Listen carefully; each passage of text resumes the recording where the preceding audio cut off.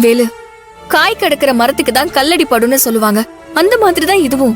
இந்த உலகத்துல பிரச்சனை இல்லாத மனுஷன்னு யாரு இருக்கா சொல்லுங்க? எல்லாரும் தினமும் ஏதாவது ஒரு பிரச்சனையை பாத்துக்கிட்டு தான் இருக்காங்க. அதுக்காக வருத்தப்பட்டுக்கிட்டு இருந்தோம்னா எல்லாமே சரியாயிடுமா? நீங்க சொல்ற பிரச்சனை வேற, நான் சொல்ற பிரச்சனை அது இல்ல. ஒரு மனுஷனுக்கு வீட்லயும் வேலை செய்யற இடத்துலயும் மன உளைச்சலாவே இருந்துச்சுன்னா அதுவே அவனுக்கு நரகமாயிருங்க.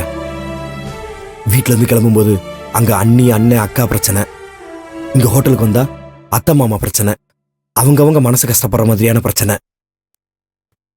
என்னால எவ்வளவுதாங்க தாங்கிக்க முடியும் சொல்லுங்க? இங்க பாருங்க வேலு, நான் ஒண்ணு சொன்ன கேப்பீங்களா? நம்ம வாழ்க்கையில இது வரைக்கும் நம்ம பார்க்காத பிரச்சனையா? வீட்டுக்கு வீடு வாசல் படி இருக்கிற மாதிரி பிரச்சனைகள் இருந்துகிட்டு தான் இருக்கும். அதெல்லாம் நம்ம கண்டுக்காம நம்ம வேலையை சரியா செஞ்சுட்டு போய்கிட்டே இருக்கணும். அதுவே தானா சரியாயிடும். நீங்க சொல்றதெல்லாம் சரிதாங்க. ஆனா அத தாங்கிக்கிற சக்தி எனக்கு இல்லையோன்னு தான் தோணுது. ஐயோ என்னங்க நீங்க? பிரச்சனை ஒரு பக்கம் போகட்டும், நாம ஒரு பக்கம் போவோம். ஏன் இப்படி நமக்கு மட்டும் நடக்குதுன்னு யோசிச்சோன்னா நம்ம மனசு நிம்மதியாவே இருக்காது.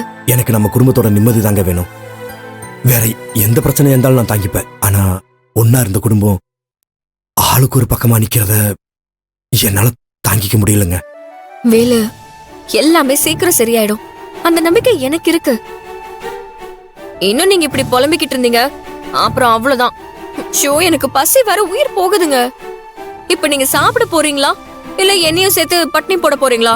செல்வி, என்னங்க நீங்க இன்னும் சாப்பிடவே இல்லையா?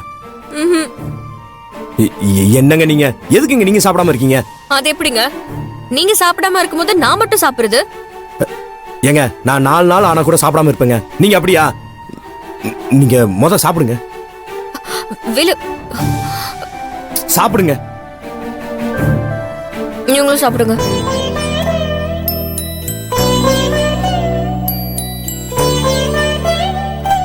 வேலு, எந்த பிரச்சனைனாலும் என்னைக்காவது ஒரு நாள் தீர்ந்து போகும்.